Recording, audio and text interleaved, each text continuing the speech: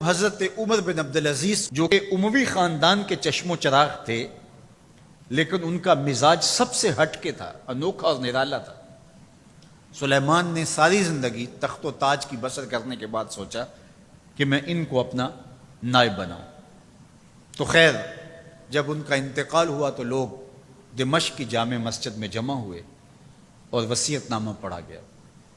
تو حضرت عمر بن عبدالعزیز کھڑے ہوئے، فرمایا لوگوں، نہ تو میری منشا تھی کہ مجھے خلیفہ بنایا جائے اور نہ مجھے اس بات کا علم تھا، یہ میری منشا اور آپ لوگوں کی مشاورت کے بغیر کیا گیا ہے، میں اس سے دستبردار ہوتا ہوں، آپ جس کو چاہیں اپنا خلیفہ مقرر کر لیں۔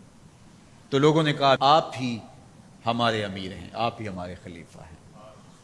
تو آپ نے فرمایا کہ جب تک اللہ کی اطاعت کرتا رہوں تب تک تمہارا خلیفہ رہوں گا۔ اور پھر آپ نے حکم نامہ جاری کیا کہ میری جتنی جائیداد ہے ساری بیت المال میں جمع کروائی جائے گی، اور جتنے بھی اموی شہزادے تھے ان کی جائیدادیں جو انہوں نے لوگوں کے ضبط کی ہوئی تھی سب کو بھاگ کے سرکار ضبط کرنے کا حکم نامہ جاری کیا۔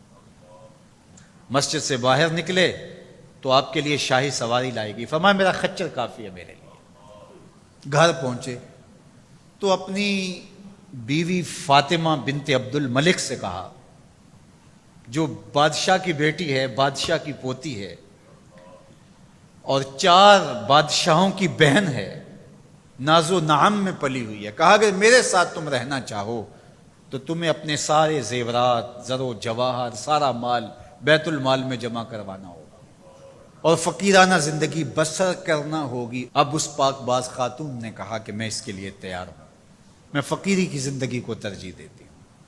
اب حضرت عمر رضی اللہ تعالیٰ عنہ نے صرف 2 سال 5 ماہ اور کچھ دن حکومت کی اور 3 بر اعظموں پر سلطنت اسلامیہ پھیلی ہوئی تھی، اور آپ روتے تھے کہ ان لوگوں کا حق بھی میرے اوپر بلا مطالبہ ہے جو دنیا کے کسی بھی خطے کے اوپر اس سلطنت کی حدود میں بستے ہیں۔ عید کا موقع آیا، عیدگاہ میں جب لوگ ایک دوسرے کو مل رہے تھے تو امیر المومنین کے بیٹوں کے کپڑے خستہ تھے، پرانے تھے، پیوند لگے ہوئے تھے۔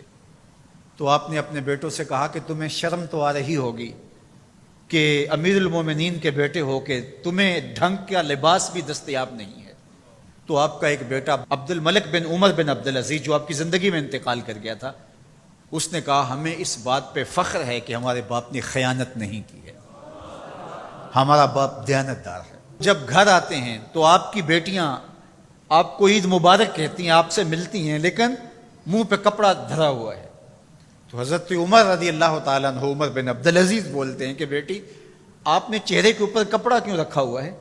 تو وہ کہتی ہیں ہم نے کچے پیاز سے آج کھانا کھایا ہے، تو اس لیے ہم نے کپڑا رکھا ہے کہ آپ اس کی سمیل محسوس نہ کریں۔ تو حضرت عمر بن عبدالعزیز رو پڑتے ہیں اور فرماتے ہیں کہ کس باپ کا جی نہیں چاہتا کہ میری اولاد آسودہ ہو، لیکن میں آخرت سے ڈرتا۔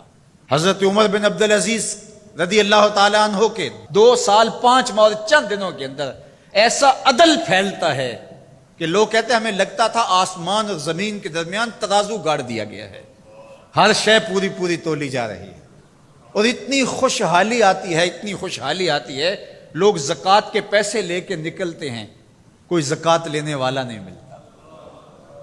ایک علاقے کے لوگ حضرت عمر بن عبدالعزیز کو خط لکھتے ہیں کہ حضرت زکوٰۃ کا کیا کریں؟ فرمایا غریبوں کو دے۔ کہا کوئی غریب رہا ہی نہیں، تو کہا کہ اچھا آپ اس طرح کریں کہ جن کی شادیاں نہیں ہوئی ان کا مہر ادا کر کے شادیاں کروا دیں۔ تو وہ جواب میں لکھتا ہے یہ بھی ہو چکا۔ تو کہا لوگوں کو قرضہ دے دیں۔ کہا کسی کو قرضے کی ضرورت ہی نہیں ہے۔ تو پھر فرماتے ہیں اچھا غیر مسلموں کو قرضہ دیں تاکہ وہ کھیتی باڑی کر کے زراعت کے کام کو بڑھائیں۔ یہ عمر بن عبدالعزیز کا دور ہے۔